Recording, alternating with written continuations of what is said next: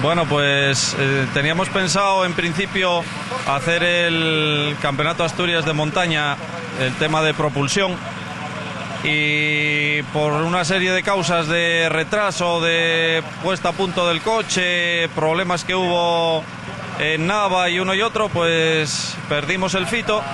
Y luego en Muncó tuvimos que salir con el coche de Nacho, que también puntúa en propulsión. Nos hizo el favor Nacho de dejarme el coche. Y bueno, empezaremos a ver si queríamos probar el coche aquí en Gijón, ya que es un rally, ya es una prueba larga.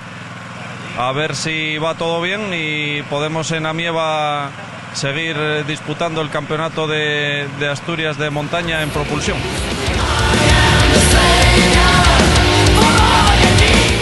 A mí lo que me gusta es la montaña. Yo en los rallies voy, digamos, un poco perdido. Donde disfruto y lo que más me gusta es la montaña.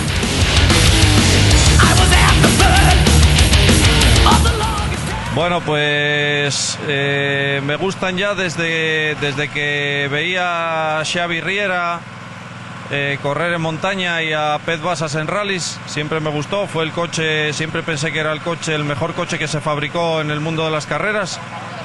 Quizás esté equivocado, no lo sé, pero bueno, es mi pensamiento y entonces voy con él hasta el final.